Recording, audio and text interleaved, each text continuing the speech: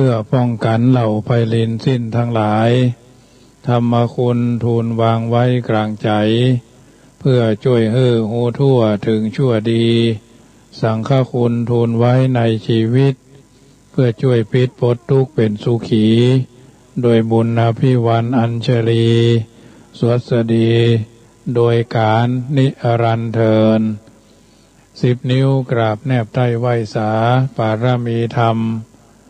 ในครูบาอาจารย์พระมหาเถรานุเถระ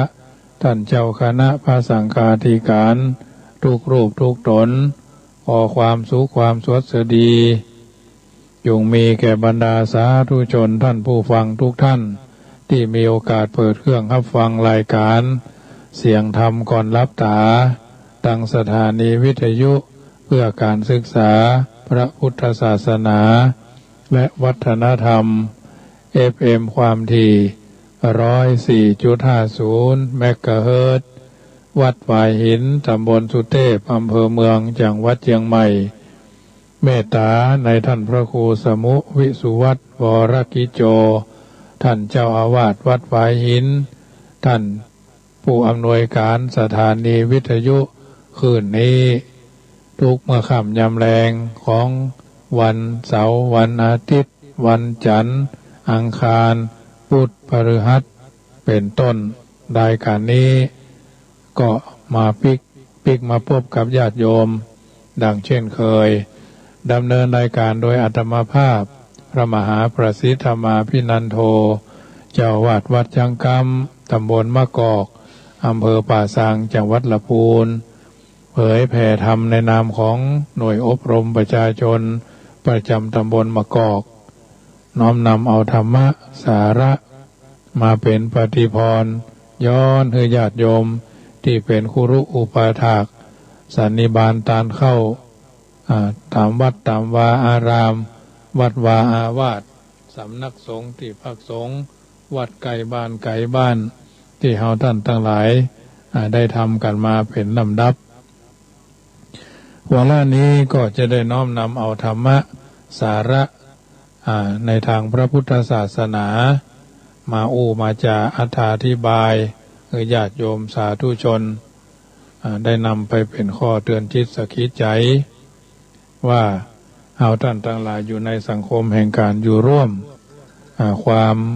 โหความสามารถความเฉลียวฉลาดย่อมเกิดแก่ตัวแก่ตนเพราะเอาใจปัญญาเป็นเครื่องพิจารณาในการดำเนินชีวิตคนเฮาในโลกนี้บอกว่าจะทำความผิดความเสียหายบ่เคยทำเหตุเลยก็คงจะบ่มีชีวิตทุกชีวิตต้องมีจุดด่างดำเกิดขึ้นอย่างน้อยก็ครั้งหนึ่งมีภัยหลอกที่จะต้องการให้เกิดมละมนทินเช่นนั้นขึ้นแต่ก็เกิดขึ้นได้ก็เพราะว่าความสะเพร่าความพังเผลอความมัวเมาของคนเฮานั่นเองจริงอยู่การกระทำทุกอย่างญาติโยมคนเฮาย่อมตั้งใจทำแต่การทำความชั่วความเสียหายนั่นแม้จะตั้งใจอย่างใดก็ตามก็ยังชื่อว่าเป็นความมัวเมาอยู่นั่นเองเพราะความเข้าใจผิดเกิดว่าการกระทำอันนั้นจะช่วยให้เราเอาตัวรอดและก็อาจจะเอาตัวรอดได้จริงแต่ใจบ่รอดใจถูกปกคลุมไปไว้เสียแล้วด้วยเมฆหมอกและแห่งความเข้าใจอันเป็นต้นเหตุแห่งการอู้พิษการทำพิษและการแสดงออกอย่างพิษต่อไปแถมมากมายคนที่เคยทำความผิดความเสียหายมาแล้วเช่นนี้ถ้ากลับตัวกลับใจได้มาเริ่มต้นชีวิตใหม่เสียทีโดยการหันหน้าเข้าหาแสงสว่างทำมาอย่างด้วยเหตุด้วยผลด้วยสติปัญญาทางพระพุทธศาสนาก็บ่ได้ตำหนิติเตียนบุคคลเช่นนั้นตรงกันข้ามกับยกย่องสรรเสริญคนที่เป็นคนทำความผิดมาก่อนในเบื้องต้นและกลับตัวกลับใจในปลายหลังก็ยังว่าเป็นบัณฑิตได้เปิ้นฮ้องว่าต้นคดปลายตรงยังใจการได้อยู่ดีกึดดูก็เป็นความจริงความผิดความเสียหายแต่อดีตนั่นมันเป็นบทเรียนของชีวิต อย่างไรคนที่ทำชั่วมาแล้วก็ชื่อว่าได้ผ่านชีวิตผ่านบทเรียนที่ยากลำบากมาแล้วทั้งนั้นความสันทัดชัดเจนในชีวิตก็เกิดขึ้นตามหลักสูตรของชีวิตที่ผ่านมาคั้นกลับตัวได้มาดำเนินชีวิตที่ถูกต้องในบั้นปลายจึงนับเป็นความดีอย่างสูงสุดเขาจะบ่มีวันกลับไปสู่ภาวะที่เลวร้ายเช่นนั้นแถมเป็นอันขาดเหมือนกับคนที่เคยเป็นโรคระบาดมาแล้วครั้งหนึ่งคันรักษาโรคนั้นหายแล้วก็เกิดกำลังต้านทานขึ้นในร่างกายต่อมาร่างกายโรคต่อมาภายหลังโรคพอดีพอร้ายชนิดเดียวกันนั้นก็บังเกิดขึ้นแก่เขาแถมชีวิตที่ลบหลีกจากความชั่วในบั้นปลายจึงเสมอดังพระจันทร์ที่เคลื่อนคล้อยจากกลุ่มเมฆสุกสกาวอยู่บนท้องฟ้าฉะนั้นเหมือนพุทธภาษิตกล่าวเอาไว้ว่าโยจะปุเพปมัชชิตวาปัจฉาโสนปมัชชติโสมังโลกังปภาเสติอภามุตโตวจันทิมาบุคคลใดมัวเมาประมาทในเบื้องต้นภายหลังกลับใจได้กลายเป็นคนบ่ประมาทชีวิตของเขาย่อมรุ่งเรืองสุขใสประดุจจะดังพระจันทร์โพ้นจากกลุ่มหมอกเมฆรุ่งเรืองอยู่ในท้องฟ้าฉะนั้นแลในพุทธภาษิตมัชฌิมานิกายมัชฌิมปัญนาคเป็นต้นความคิดในทางได้ทางเสียของคนเฮาท่านทั้งหลายเป็นนิสัยของคนเฮาอย่างหนึ่งไผก็ดีอกดีใจเมื่อได้สิ่งที่เป็นประโยชน์แก่ชีวิตมาเพราะการได้มาเป็นสัญลักษณ์ของความเจริญก้าวหน้าการเสียไปเป็นลักษณะแห่งความเสื่อมคนเฮาจึงบ่ค่อยจะยอมรับอันอย่างง่ายๆถ้าบ่ได้อันอย่างปิกคืนมาในบางสิ่งบางอย่างคนเฮาถึงกับสละชีวิตเพื่อรักษาสิ่งที่น่าห่วงแหนเอาไว้บ่ยอมให้มันเสียไปแต่บางกรณีคนเฮาต้องยอมเสียประโยชน์ส่วนน้อยเสียพ่องเพื่อทนุถนอมไว้ซึ่งประโยชน์ส่วนใหญ่ถ้าบ่ยอมเสียส่วนน้อยก็จะเป็นเหตุทำลายประโยชน์ส่วนใหญ่ในภายหลังบุคคลผู้มีปัญญาพอหันการไกย่อมยอมเสียเพื่อวัตถุประสงค์ดังกล่าวโดยบ่ยากจึงมีคติที่ถือกันทั้งในทางโลกและทางธรรมว่าประโยชน์ตนเป็นประโยชน์ส่วนน้อยประโยชน์ส่วนรวมเป็นประโยชน์ส่วนใหญ่เพราะตนเป็นส่วนหนึ่งของสังคมดำรงอยู่ในโลกชั่วระยะเวลาหนึ่งเท่านั้นแต่สังคมหรือชุมชนตั้งอยู่ในโลกยั่งยืนนานหาที่สุดบ่ได้ความได้ความเสียที่เกี่ยวกับส่วนรวมจึงชื่อว่ามีส่วนสัมพันธ์กับผู้คนแถมจำนวนหมื่นจำนวนแสนเทียบเท่ากับประโยชน์ตนเพียงคนเดียวแล้วมีความสำคัญผิดกันไกลทีเดียวแต่คนเฮามีความหันแก่ตัวเป็นประจำเป็นนิสัยจึงบ่ค่อยจะยอมเสียอันยังไปง่ายๆแม้จะเป็นประโยชน์แก่ส่วนรวมก็ตามนับว่าเป็นความผิดคิดผิดอย่างมากมายถ้าไปหันแก่ได้บ่ยอมเสียในคราวที่ควรเสียความโลภหันแก่ได้ก็ได้ปิดบังดวงปัญญาความหันถูกต้องในใจเสียหาว่ายุหูบ่าว่าหาหูไม่ว่าเพราะความบ่ยอมเสียของนั่นเองแต่กลายเป็นความเสียของคนอื่นแถมจำนวนหมื่นจำนวนแสนดังประวัติศาสตร์จารึกไว้ตามจารึกความเสียหายจากความโลภในใจของคนเฮาในอดีตหมู่เฮาได้ประนามสาปแช่งอยู่ทุกวันนี้ดังคำว่าตัสสมาหิบันดิโตโปโสสัมปัสสังอัฏฐมัตตโนโลภัสสะนะวังสะนะวังคัจเฉหะนายะทิสกังมะนังเป็นผู้เป็นบัณฑิตเมื่อเล็งเห็นประโยชน์ตนบ่พึงลุกอำนาจของโลภะพึงกำจัดน้ำใจที่มีโลภะเสียตัดในพุทธภาษิตจากปักกินนกะชาดก ขุตกนิกายคนเฮาเมื่อเกิดมาแล้วมีหน้าที่ที่จะต้องเสาะแสวงหาผลประโยชน์บำรุงตัวเพราะถ้าบ่ได้ประโยชน์อะไรอย่างมาก็บ่ฮู้ว่าจะเอาอะไรอย่างมากินมาใช้ทนุบำรุงเลี้ยงชีวิตร่างกายของเฮาบรรดาทรัพย์สินอันเป็นปัจจัยบำรุงได้นั่นมีอยู่พร้อมแล้วในโลกนี้เข้ามีในนาปลามีในน้ำบะลำไยมีในสวนบะม่วงมีในสวนป่ามีในน้ำในหนองในผืนแผ่นดินมีโอชะที่จะบำรุงพืชจำเริญงอกงามเพียงแต่อาศัยความขยันหมั่นเพียรการประกอบการงานด้วยความเอาใจใส่ของคนเฮาเพียงพอก็อาจจะได้สิ่งเหล่านั้นมาบำรุงชีวิตอยู่เป็นสุขได้เพราะความเคยชินในการหาผลประโยชน์แก่ตนนี่เองกิเลสคือโลภะมักจะเข้ามาแทรกแซงมันเสี่ยมมันสอนใจอิดคึดเอาแต่ได้ฝ่ายเดียวโลภะมันตบตา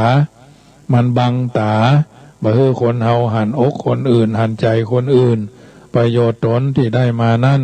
ก็กลายเป็นความเสียหายของผู้อื่นแห่มตั้งหลาย10 คน100 คนลงได้จิตใจมืดมนด้วยเมฆหมอกแห่งโลภะเสียแล้วก็นับว่าเป็นความเสียหายอันยิ่งใหญ่จริงอยู่เขาอาจจะได้มาซึ่งวัตถุปัจจัยแต่เขาสูญเสียคุณภาพที่ต้องที่ดีของจิตใจไปความคิดที่เคยกว้างขวางก็กลายเป็นคับแคบที่เคยอิ่มเคยเต็มก็กลายเป็นหิวกระหายมีความกระวนกระวายใจอยู่ตลอดเวลาถ้าไผ่หู้แก่ใจว่าเขาเป็นคนหันแก่ตัวเขาก็จะเลิกรักเลิกนับถือประโยชน์ที่เขาน่าจะได้ต่อไปแถมก็กลับมาได้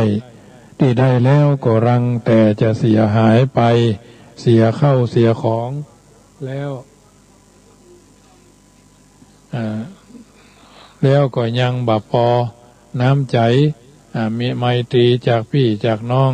มิตรสหายก็เสียไปโดยจิตใจของเขาก็เสียไปอย่างช่วยบ่ได้ความเสียหายอันยิ่งใหญ่นี้เป็นความเสียหายชนิดที่ตัวเองก็บ่ฮู้สึกตัวนี่แหละเป็นความร้ายเขาจะต้องเลวร้ายอยู่อย่างนั้นชั่วกับชั่วกันเลยทีเดียวและในโลกนี้มีสิ่งที่น่าดูน่าชมมากมายเหลือเกินญาติโยมท่านผู้ฟังมีทั้งสิ่งที่วิจิตรการตาโดยธรรมชาติเช่นป่าเขารำเนาไพรดอกไม้ต้นไม้มีสิ่งทั้งวิจิตรการตาที่สร้างขึ้นมาโดยน้ำมือสิ่งที่น่าดูน่าชมเหล่านั้นมักจะจูงใจให้รักใคร่อยากได้อยู่เสมอรูปที่งดงามเสียงที่ไพเราะม่วนหูกลิ่นที่หอมหวนชวนดมด้วยจมูกรสที่อร่อยด้วยลิ้มด้วยการเคี้ยวการกลืนสิ่งสัมผัสที่น่าอภิรมย์ยินดีนุ่มนวลนุ่มนิ่มนวลละอองเหมือนปุยฝ้ายเหล่านี้คือกามวัตถุเป็นสิ่งที่ก่อให้เกิดความรักใคร่ความอยากจะได้อยากจะมีอยากจะเป็นเจ้าของเป็นชนวนแห่งกามอารมณ์ที่ใคร่และกามกิเลสเครื่องเศร้าหมองที่อยากจะได้สัมผัสในจักรวาลแห่งดวงจิตของคนเราแต่ละคนจุใหญ่น้อยใจยิงก็กว้างขวางเหลือเกินแล้วบัดหน้าเชื่อมันกว้างจนบ่สามารถจะป้อนอย่างเข้าไปเต็มได้เลยอย่างเพิ่นว่าทะเลย่อมไม่อิ่มด้วยน้ำท้องฟ้าไม่อิ่มด้วยดวงดาวปากคนก็กว้างเหลือต้องเนี่ยกว้างยิ่งกว่าฟ้ากว่ามหาสมุทรจนบ่อาจจะประมาณขอบเขตของความกว้างใหญ่ไพศาลของมันได้เลยเมื่อเป็นแบบนี้เช่นนี้ฉะไหนคนเฮาจึงตามใจอย่างความอยากอยู่เล่ามันเป็นความประพฤติผิดอย่างมากมายถ้าอยากจะได้สิ่งใดแล้วดิ้นรนขวนขวายเพื่อได้มาซึ่งสิ่งนั้นตามความอยากเพราะค ความอยากนั้นมันจะยิ่งใหญ่ขึ้นโดยลำดับคนเฮาต้องประสบความลำบากยากใจเพราะการเสาะแสวงหากามวัตถุมาป้อนกิเลสในใจมาแล้วมากต่อมากบางพวกถึงกับทำการอันเป็นเหตุแห่งความตกมรณหกมกไหมกับตัวเองบางพวกหลงสร้างหุบเหี่ยวสำหรับฝังชีวิตตัวเองซึ่งเฮาก็หู้เฮาก็หันเฮาก็ได้สัมผัสฉะนั้นจึงควรจำกำหนดไว้เสมอว่าจุดอิ่มในจิตนี้บ่มีโดยธรรมชาติต้องอาศัยความสามารถของไผของมันที่จะกำหนดขอบเขตแห่งความอิ่มให้แก่ตัวเองภัยปฏิบัติพิษคือวิ่งเสาะแสวงหากามวัตถุมาบำรุงบำเรอจนตนให้อิ่มเขาจะต้องวิ่งวุ่นอย่างนั้นจนเหนื่อยหอบและตายไปโดยบ่พบกับความอิ่มได้เลยสมดังพุทธภาษิตธรรมบทคุตตกนิกายว่านะกะหะปะนะวัสเสนะกิตติกาเมสุวิชติถึงฝนจะตกลงมาเป็นหาเงินหาทองหาแก้วหาคำแก้วแหวนมณีโชติความอิ่มในกามก็มีขึ้นมาได้ความอิ่มในกามก็มีขึ้นไม่ได้ญาติโยมสาธุชนเขาจะสังเกตว่ากลางคืนจะเป็นข้างขึ้นมีพระจันทร์ส่องสว่างอยู่บรรยากาศของโลกก็บ่มืดเกินไปแสงจันทร์ทำให้เกิดความระรื่นชื่นตาระเริงใจเป็นอันมากยิ่งในวันเดือนเพ็ญหรือวันเพ็ญพระจันทร์เต็มดวงความน่าพิสมัยของดวงจันทร์ยิ่งมากขึ้นทำให้เกิดอารมณ์ฝันแก่นักฝันทำให้เกิดอารมณ์รักใคร่แก่นักรักและทำให้เกิดความสงบเย็นแก่ผู้บำเพ็ญพจน์ได้ดีทีเดียวแต่บางครั้งพระจันทร์อันเจิดจ้าถูกศัตรูเข้ากำบังเสียทำให้มืดชั่วครู่ชั่วยามได้เหมือนกันศัตรูผู้นั้นโลกแต่โบราณเรียกว่าราหูแต่ในยุคนี้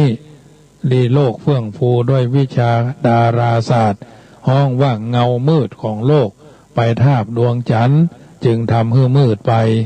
ในชีวิตของเฮาจุใหญ่น้อยใจยิงมีปัญญาเป็นเสมือนดวงจันทร์ดวงอาทิตย์ดวงจันทร์เมื่อคืนอาทิตย์กลางวันเนาะอาทิตย์กลางวันส่องสว่างอยู่ในจักรวาลแห่งดวงจิตชีวิตของคนเฮาก็บ่มืดเกินไปตามเพื่อหันผิดคิดผิดหันถูกเป็นถูกเพราะปัญญาแท้ๆทีเดียวที่ทำให้บทบาทแห่งชีวิตของคนเฮาน่าดูรู้ไปถึงไหนก็มีผู้นิยมชมชอบถึงนั่นแต่ในบางครั้งเขาผู้มีฤทธิ์เดชอันเกรียงไกรเพราะสติปัญญาแหลมคมนั่นถูกบดบังด้วยอำนาจจากเพศตรงข้ามเสียแล้วจิตใจที่เคยบันเจิดเลิศล้ำด้วยเหตุผลก็กลับมืดมนโดยเตชะอำนาจแห่งเขาผู้นั้นเสียสิ้นต่อจากนั้นเขาก็จะทำอย่างผิดถูกไปตามอารมณ์เพราะเหตุนั้นถ้าเป็นแม่หญิงชายก็เป็นราหูในชีวิตของเธอผู้หญิงต่อให้ฉลาดปราดเปรื่องสักเพียงไหนแต่ถ้าหล่อนรักผู้ชายแล้วก็รักสุดหัวใจอย่างเช่นแม่อาตมาภาพเป็นต้นเอาตัวอย่างที่ใกล้ที่สุดเนาะพ่อแม่อาตมาภาพนี่แก่กว่าพ่อ10 ปีก็ยังฮักจะจังจะขำมาแรงมาบางวันก็ได้ยินด่าอีเท่าพ่องอันนั้นอันนี้พ่องอีเท่าพ่องอีแก่พ่องเพราะเมาเนาะสมัยเขาเป็นขโยมก่อนจะเป็นขโยมวัดขำมาแรงมาพ่อแม่เดือดเนาะพ่อเมาเหล้ามาก็เดือดพ่องพ่อขี้เหล้าหลวงมาได้นินทาพ่อตัวเก่าแต่ให้ฟังตามความเป็นจริงแม่ก็ว่าจะมันเถอะวันพวกมาไงพวกมาเจ้ามา ไอ้เท่ามึงก็เท่าเหมือนกันนะเท่าจนพอลูกงอหัวพอมขึ้นกินสุมาเด้อกินเหล้าก็กินใบกินง่าไว้หน่อยก่อนนะเปิ้นด่ากันว่าเนี่ยเราก็แล้วเสร็จเรียบร้อยก็นะใกล้กินง่าเข้าไงก็ได้กินข้าวก็กับอีเท่าเนี่ยนะได้กินแกงก็กับอีเท่าเนี่ยอยู่ถึงวันไหนก็อยู่บ้านอีเท่านะเปิ้นก็จะว่ากันแค่เนี้ยเรื่องเราเนี้ย3 วัน 4 วันก็ยังว่านะเนาะจมปอเกือพ่อด่าเมื่อพ่อเดือดเมื่อแม่เมื่อแรงแม่เดือดเมื่อพ่อเมื่อเจ้าเนี่ยมันเป็นเรื่องธรรมชาติไปไผจะอู้ได้บ่ได้บอกว่าอาตมาภาพเป็นสภาพแบบนี้นะยอมล่มยอมล่มหัวจมท้ายโดยหมดชีวิตในที่สุดแม่ก็ไปก่อนอาตมาภาพนี่หมอเพิ่นดูฉลกว่าอาตมาภาพนี่หัวแม่เท้าโทษหัวแม่เท้าสั้นกว่าหัวเท้าชิ้นที่2นะนิ้วชี้นิ้วเท้าชี้น่ะมันยาวกว่าหัวแม่เท้าเลยแม่เลยไปก่อนถ้าหัวแม่เท้าไผ่ยาวกว่านิ้วทั้ง4 นิ้วพ่อจะไปก่อนอันนี้ตั้งข้อสังเกตเป็นอย่างอี้แท้เพราะฉะนั้นสติปัญญาที่อยู่ก็เสมือนหามีไม่ในหมู่พ่อชายอก3 ศอกผู้หญิงก็เป็นราหูในชีวิตของเขาเช่นเดียวกันลงได้มีแม่หญิงเข้ามามีบทบาทกุมชีวิตแล้วก็เหมือนราหูเข้ามากำบังทำให้เกิดความมัวเมามัวมืดไปได้เช่นเดียวกันความเจริญรุ่งเรืองที่เคยมีก็จะอับเฉาไปจนกว่าจะพ้นจากเงามืดแห่งราหูของชีวิตดังกล่าวแล้วผู้มีเดชมีปัญญาเฉียบแหลมอันคนเป็นอันมากสักการะปูชาถ้าตกอยู่ในอำนาจของสตรีเสียแล้วก็บ่เจริญรุ่งเรืองเหมือนดวงจันทร์ถูกราหูบังคับไว้ฉะนั้นตรัสไว้ในอสิทธิวัคชาดกขุตตกนิกายพุทธภาษิตนำมาอ้อมเอิญเจริญพรเพื่อญาติโยมสาธุชนได้ฟังเป็นลำดับไปรายการธรรมะหรือเสียงธรรมก่อนรับตาประจำเมื่อค่ำยามแรงของวันเสาร์นี้อาตมาภาพพระมหาประสิทธิธรรมาภินันโทนำมาสาธุยกคือญาติโยมได้ยินได้ฟังเป็นปฏิพรกับทุกคนทุกท่านเป็นลำดับไปเนอะ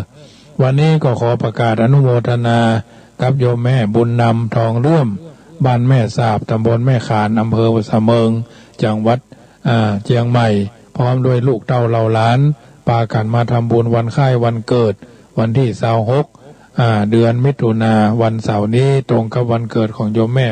บุญนำเกาะเพิ่นอยู่เบื้องหลังหลายสิ่งหลายอย่างมูลค่าก็เป็นแสนเหมือนกันที่ทำบุญกับวัดจังกำมาโดยตลอดมาเดี๋ยวนี้คนเฒ่าพ่อใจก็เสียไปเนาะเพิ่นก็ทำกันไปเป็นสะพานบุญเป็นเจ้าภาพธรรมาสเอกอยู่กู้หนึ่งเป็นเจ้าภาพโต๊ะขีนเข้าชุดหนึ่งและเป็นเจ้าภาพทำร้ายอย่างหลายสิ่งหลายอันที่เพิ่นรวมมาคราวนี้โยมพ่อพ่อใจเสียไปแล้วก็เลยพาลูกพาหลานมาทำบุญแม่ก็70 ปลายแล้วเนาะร่วมทำบุญเป็นเจ้าภาพนาคตันหรือคันถวยพร้อมตั้งกระดิ่งและกระน้ำข้าวไฟจำนวน 4,500 บาทขออนุโมทนาไว้หน้าที่นี้โดยบ่เต้าแต่นั้นมีโยมแม่อำพรกันถ้ามีเนาะแม่อำพรกันถ้ามีพร้อมด้วยลูกเต้าเหล่าหลานร่วมทำบุญในการร่วมเป็นเจ้าภาพอาหารกลางวันละอ่อนวันพรุ่งนี้เนื่องในโอกาสวันคล้ายวันเกิดของเด็กชายกิติคุณกันมาล่าร่วมทำบุญ300 บาทเลี้ยงอาหารกลางวันวันจันทร์ที่จะถึงนี้แก่นักเรียน150 รูปคนเนาะถึงพระเนนเถรน้อยดูเจ้าวัดเฮาโดยครูอาจารย์โดยเนาะและก็ร่วมทำบุญชุดผ้าอาบน้ำฝนน้ำมันเติมตะเกียง200 บาทแต่เจ้าโยมพี่เชียงใหม่ก็ร่วมทำบุญเกี่ยวกับเป็นเจ้าภาพหลอดไฟ1 ชุดผ้าอาบน้ำฝน1 ชุดยา1 ชุดจำนวน700 บาทก็ขออนุโมทนาอุทิศไปหาเจ้ากรรมนายเวรพอเกิดไม่เกิดเทบุตรเทวดาเทพาอาหักที่ประจำชะตาชีวิตของแต่ละคนแต่ละท่านเราก็จะไปลืมกันเน้อญาติโยม ใครกินใครทานใครเป็นเจ้าภาพร่วมทำบุญถวายผ้าอาบน้ำฝนชุดหลอดไฟฟ้าชุดผ้าอาบน้ำฝนชุดน้ำมันเติมตะเกียงชุดยาสามัญประจำวัดณวัด3 วัดในอำเภอรอง3 วัดในอำเภอวังชิ้น3 วัดในอำเภอเถินนะในอำเภอเถินจำนวน9 วัด10 วัดถึงวัดจังกำจะเดินทางไปวันอาทิตย์ที่11 เดือนกรกฎาคมคือเดือนหน้าเนอะใครจะไปกินไปทานก็แจ้งความประสงค์ไปได้เอาช่วยกันคนละชุด2 ชุดหลอดไฟนี่10 วัดก็จะได้ใจอยู่100 ชุดเนาะชุดละ200 บาทผ้าอาบน้ำฝนหรือน้ำมันเติมตะเกียงนี่ก็เป็นชุดมีน้ำมัน1 ขวดเนาะผ้าอาบน้ำฝน1 ผืนก็ตกชุดละ99 บาทหรือชุดละ200เนาะชุดละ200ชุดไฟฟ้านี่ก็ชุดละ200สำหรับยานี่ก็เหลือแถม9 ชุดเนาะเหลือแถม9 ชุดชุดละ300มียา10 กว่ารายการนะ10 กว่ารายการชุดละ300จะรองเท้าก็วัดละ3 คู่เนาะวัดละ3 คู่ผ้าอาบน้ำผ้า7 ตัวผ้าหรือผ้า7 ตัวผ้าห่มอื่นๆถ้าท่านญาติโยมสามารถร่วมทำบุญได้ส่วนเตียนนี่จะใช้เตียนเบอร์3เนาะเป็นเตียนที่เพิ่นเอาเวลาเพิ่นสวดกินตานบูชาไฟไหว้พระทูบก็ใช้100 ห่อบัดเท่าใดห่อมอกแขนเนาะเนี่ยญาติโยมวัดละ1 ห่อ100 วัด100 วัด100 มัดก็วัดละ10 ชุดหรอ10 ชุดแล้วก็เตียนก็วัดละ10 ห่อ10 ห่อไอ้กะเขาจะไปถวายหลอดเดียวก็ดูกระไรเนาะยกเป็นลังใส่กันเลยกะประมาณ100 กล่องน้อยๆเตียนเบอร์3เนี่ยอันนี้ก็จะไปกินไปตามนี้ตานให้มันเต็มที่เต็มใจญาติโยมส่วนอื่นๆก็จะมีน้ำยาล้างจานน้ำยาปรับผ้านุ่มผงซักฟอกสบู่ยาสีฟันอาตมาภาพก็จะจัดไปเป็นชุดวัดละ5 ชุดเนี่ยนะสมมตินะนี่ก็จะจัดไปเป็นชุดน้ำมันพืชผงซักฟอกเนาะน้ำยาล้างจานนี่ก็ถ้ามีอื่นๆก็จะเอาไปร่วมเป็นชุดจัดเป็นชุดละ3 รายการก็คือญาติโยมร่วมทำบุญกันชุดละ99 บาทเองอะวัดละ10 ชุดวัดละ10 ชุดเนาะจัดไปคือเรียบร้อยญาติโยมเตรียมปัจจัยไปบูชาตามที่เขามีความพร้อมได้โอ้ยแม่สตางค์บรรลัยก็ทำบุญกันไปอันนี้ก็แล้วแต่เนอะแล้วแต่เจตนาแล้วแถมข่าวนึ่งก็พอดีวันนี้ได้ขึ้นไปที่สำนักอาสมตุเจ้าวัดสำนักสงฆ์หรืออารามมันธรรมจาริกบ้านห้วยเกียงตำบลแม่วินอำเภอแม่วางเปิ่นกำลังก่อสร้างศาลาบำเพ็ญกุศลไว้ศาลาเพราะว่าศาลาเหมือนวิหารเนาะเปิ่นใจศาลามุงเมทซิตใจทุนทรัพย์ไปแล้ว100,000 กว่าบาท150,000 กว่าบาทเปิ่นเคยได้พระประธานเนอะพี่น้องตังเชียงใหม่ฟังขึ้น104อยู่ในจตุรทิศทั้ง4ไปคนใดคนหนึ่งใครเป็นเจ้าภาพพระประธานเป็นผ้าสิงห์ปางมารละวิชัยเป็นหน้าผ้าสิงห์มีจุกโมลีเนาะจุกโมลีเป็นลูกดอกบัวตูมเนาะวัดเหมือนวัดพระสิงห์เชียงใหม่สงฆ์พระสิงห์นั่นแหละเอาไว้เป็นพระประธานในศาลาหาว่าของเพิ่นบ่มีก็มีไฟไหม้เนาะเขาลักเผาอาสลมเพิ่นเมื่อ2 ปีที่แล้วไปพอตะเกียรติมาภาพไปลูกพอยังลุดติดมือนะเพราะว่าเขาเพิ่นห้องว่าพอกเนาะพอกคล้ายๆกับตะกัวอย่างนี้มันลุดมันฮ้อนมันใช้เวลาโดนไฟไหม้มาเมื่อ2 ปีที่แล้วหอยไฟไหม้ก็ยังมีอยู่นะเพิ่นว่าถ้าท่านมาจัดรายการวิทยุญาติโยมในที่ทั้ง4ภายจะเป็นเจ้าภาพพระประธานประจำอารามหรือสำนักอาสมเนาะเปิ่นสังกัดวัดศรีโสดาเนอะมูลค่าเท่าใดก็คงจะ50,000 ถึง100,000เนาะอาจจะนะถึงโตโมแถมนะโตโมก็ชุดละ10,000 ปลายเนี่ยก็มอกงามเลยญาติโยมใครกินใครทานก็สามารถแจ้งความประสงค์ได้ที่อาตมาภาพเปิ่นบ่ได้ฟังเนอะปุ้นรวดเป็นกองกฐินไปก็ได้นะออกวาสาแล้วก่อนก็ได้เนอะพระประธานนี่เพิ่นก็เอาองค์เก่าไว้ไปก่อนเฮาถือว่าเพิ่นอยู่ก็เฮามาเมินหลายปีประมาณนะ เปิ่นไปอยู่แล้วก็ไผมีเกี่ยวกับยุกยาอย่าเอาไปถวายก็ได้วัดเปิ่นนี่งูจงอางนักเปิ่นว่านะวัดเปิ่นนี่โอ้บ่ใช่ว่ากันดานอย่างแต่ว่าเพราะมันบนดอยเนาะอันงูจงอางมันก็มาเซาะกินหนูกินแมงของมันนะเพิ่นก็เลี้ยงหมาเลี้ยงหมาเลี้ยงแมวไว้เหมือนกันถ้าหมาแมวห้องหรือควรนี่ก็แสดงว่างูจงอางมาจากแคบนะจากแคบเนี่ยก็เลี้ยงไก่ไว้เพิ่นว่านะเอาธรรมชาติจิกธรรมชาติที่สำคัญก็ภัยจะร่วมภัยจะมีเจตนาไข่ตานพระเจ้าประทานเนอะประจำศาลาเพิ่นมีแต้นละแต้นเพิ่นก็เกือบจะแล้วละแต้นตั้งพื้นเพิ่นก็เอาของไว้ตัวเองอันนี้ก็ถือว่าไปหู้ไปหานมาวันนี้ธรรมาภาพขึ้นไปบ่ายโมงปิกมาก็เกือบบัดดาลรายการ6 โมงมาเช้า6 โมงมาแรงเนี่ยไปมาเรียบแล้วเอายาเอาพลาสติกกะละมังถังเปถ้วยโถโอชาเนาะน้ำมันพืชเครื่องปรุงอาหารข้าวสารเล็กๆน้อยๆที่เฮาจุนเจือได้ไปช่วยท่านอาจารย์ทรงวุฒิชัยวุฒโธเพิ่นว่านะเพิ่นอายุไล่ๆกับอาตมานี่แหละเพิ่นเป็นคนแม่วินเป็นคนแม่วางขึ้นไปอยู่เมืองวินน่ะเลยป่างจ้างขึ้นไปน่ะเลยที่ต้นไม้หักใส่ลูกจ้างกับแม่จ้างถึงแก่ชีวิตหรือตายคาที่เมื่อฝนลมแหงเขาที่แล้วเพราะฉะนั้นที่สำคัญฝากไปเป็นเพิ่นห่อไปเป็นสะพานบุญเนอะท่านฮู้จักเศรษฐีใจบุญนายทุนใจดีใครสร้างพระเจ้าประธานประจำอาสมหรือสำนักพระธรรมจาริกวัดห้วยเกียงตำบลเมืองวินอำเภอแม่วางในท่านอาจารย์ทรงวุฒิโดยอาตมาภาพเป็นสะพานบุญเนอะสามารถแจ้งความประสงค์ได้ที่061-547-6539ได้061-547-6539ได้เปิ้นบ่มีกฐินมาหลายปีแต่ละปีก็จะได้อานิสงส์จากวัดสีโสดาปีละหมื่นปลายเนาะกุมหันกุมนี่ไปเนาะประเดี๋ยวนี้เพิ่นสร้างศาลานี่ก็คงจะใช้งบประมาณ300,000ประเดี๋ยวนี้ก็หมดไปละสตางค์เหลือในบัญชีสัก3,000นี่ก็แต่ขี้ประกอบบัญชีคือพอนะคือหลักฐานและเหตุผลและความเป็นจริงมันมีอย่าอีกก็มาอู้ญาติโยมฟังเพื่อเหลือเพื่อขาดเพื่อชุนเจือก็ว่าถ้าจะได้แล้วถ้ามันบ่มีอย่างก็บอกอาตมาบอกผมเตอะอาตมาภาพก็ภาวนาก็เพิ่นไว้ว่าจะช่วยได้ก็ช่วยนะ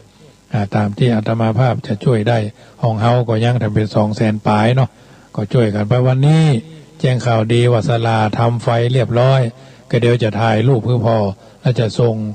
ที่ท่านที่มีเฟซพอว่าบัดนี้ไฟแจ้งละแจ้งลึ่งเนอะศาลาไฟเพิ่นก็ยุติวันนี้นะศาลาไม้ก็เรียบร้อย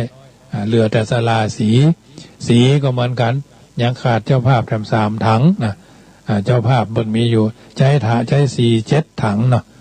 สีพาภายในนะ7 ถังละ 1,000 บาทก็ได้มีเจ้าภาพแล้ว4 ถังนะก็คงจะได้จ้างพอดีเอาไม้ไปเปลี่ยนเป็นปัจจัยเล็กหลาไปเปลี่ยนปัจจัยก็ได้สัก4-5,000ก็จะจ้างละอ่อนมาทาเนาะก็คงจะมารอเงินวัดละเพราะว่าเวลามันเนิ่นนานมาร่วม2 อาทิตย์แล้วก็ยังกระด้างอยู่อย่างเก่าเอาก็จะได้ขึ้นอยู่กุฏิละเพราะว่าสิ้นเดือนนี้ก็จะนิมนต์หลวงปู่วัดศรีเมืองยู่มาเทศนาธรรมเพื่อความเป็นสิริมงคลจะเข้าอยู่เนาะเอาละสมสมัยได้เวลาจะกินเวลารูปอื่นๆต่อไปเนอะสัพพะพุทธานุภาเวนะสัพพะธรรมานุภาเวนะสัพพะสังฆานุภาเวนะ